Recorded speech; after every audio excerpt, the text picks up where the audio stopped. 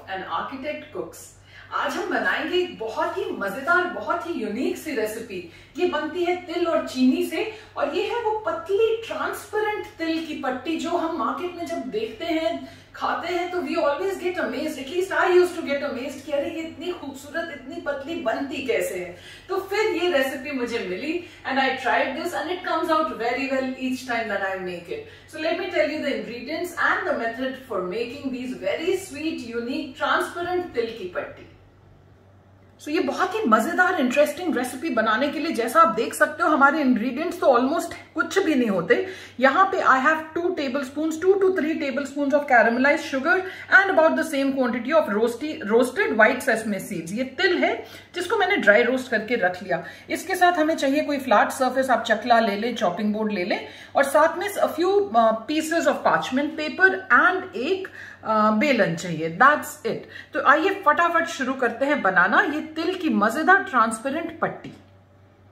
सो ये तिल की पट्टी बनाने के लिए मैं अपने गैस पे ये एक छोटा सा कोई भी कंटेनर, आप कोई भी फ्लैट बॉटम कंटेनर रखें। थोड़ा छोटा रखने का फायदा ये है कि जो कैरामल हम करने लगे हैं इसमें चीनी को, and we don't want that caramel to kind of बहुत जल्दी वो ठंडा हो जाए, तो इसीलिए मैं ये छोटा सा बर्तन ले रही हूँ। लेकिन फ्लैट बॉटम हो, गहरा बर्तन होता है तो कैरामल करने में प्रॉब्लम होती है। And we just caramelise the sugar. Sugar caramelise करने में भी शुरू में जब आप करोगे ना तो वो एकदम जम सी जाएगी, आपको लगेगा कि उसका एक लंप सा बनता जा रहा है। वो घबराइएगा नहीं, that is the first part of the caramelising process, and तुरंत फिर वो आपका मेल्ट हो जाता है and it कैरामलाइजेस।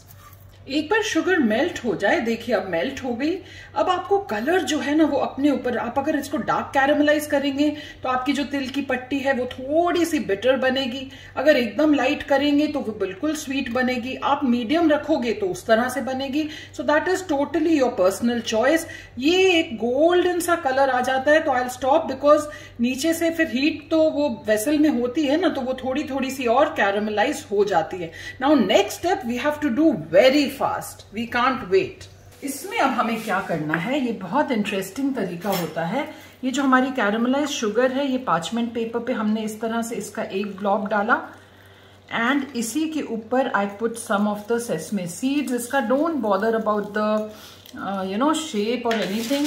Then quickly I place my second parchment paper, and इसको मैं इस तरह से जितना पतला कर सकूं उतना मैं पतला कर देती हूँ। एंड देन ऊपर का जेंटली हमने ये शीट उतार ली।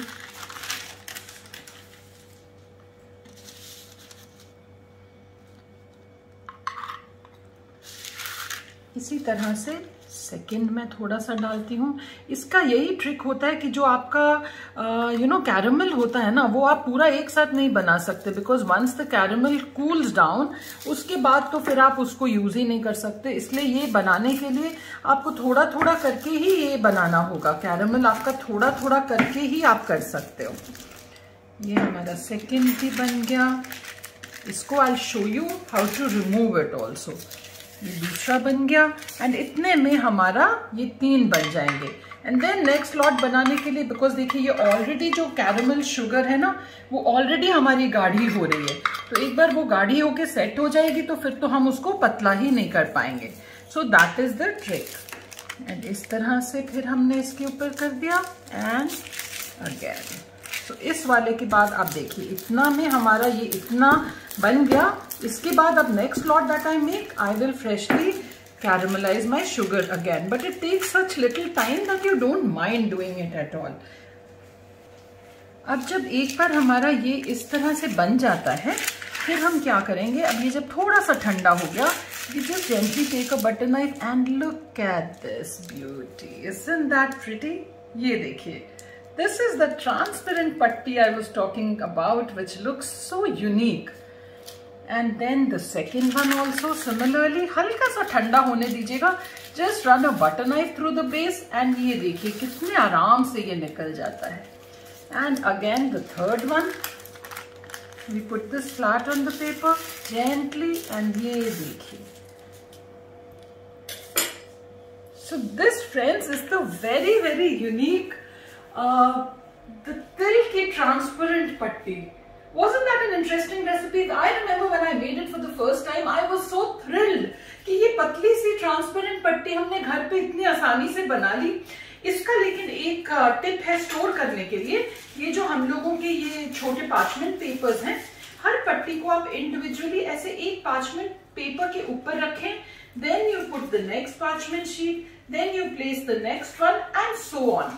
If every patti is wrapped in a parchment sheet and then it is put in a airtight container, तो वो आप जितने भी दिन रख के खाओ कुछ नहीं होगा। अगर आप एक के ऊपर एक कर दोगे, थोड़ा बहुत मॉइस्चर तो लगता ही है, फिर they tend to kind of stick together. So that's the tip before storing it. हर पट्टी के बीच में आप एक एक पार्चमेंट पेपर जरूर डाल दें। With that we come to the end of today's recipe and now it's time for the tip of the day. So आज का जो मेरा टिप है, that's a very technical tip and this is related to architecture. This problem must have been faced by some of you जो अपना घर बना रहे होंगे, especially in places where the water table is very high। तो होता क्या है कि जब आप अपने घर बनाने के लिए फाउंडेशन के लिए डिगिंग करते हो, तो जहां वाटर टेबल हाई होता है वहां पानी तुरंत निकलने लगता है। So you are in a fix कि आप उस पानी को क्या करें, like you know before you can start the construction वो पानी आ जाता है। उसका एक बहुत सिंपल सोल्यूशन होता है, जहां पे आप डिगिंग कर रहे हो अपनी ही साइड पे उससे थोड़ा हट के आपको जिस डेप्थ की फाउंडेशन ले जानी है उससे डीपर आप एक और पिट ऐसे ही डिग कर दो। सो व्हाट हैपेंस कि जो वाटर प्रेशर है, वाटर टेबल का जो प्रेशर है वाटर का, वो आपको जहां पे चाहिए वहां की बजाय that water tends to go into that deeper pit which you have done. And so जो आपको जहां डिगिंग करनी है वहां पे पानी ड्राई हो जाता है, यानी कि और नीचे चला जाता है। So that's a very simple but very technical tip for today. With that we come to the end of today's episode. I will see you next Saturday again at 7 PM with a simple, मजेदार but झटपट बनने वाली recipe. Till then enjoy.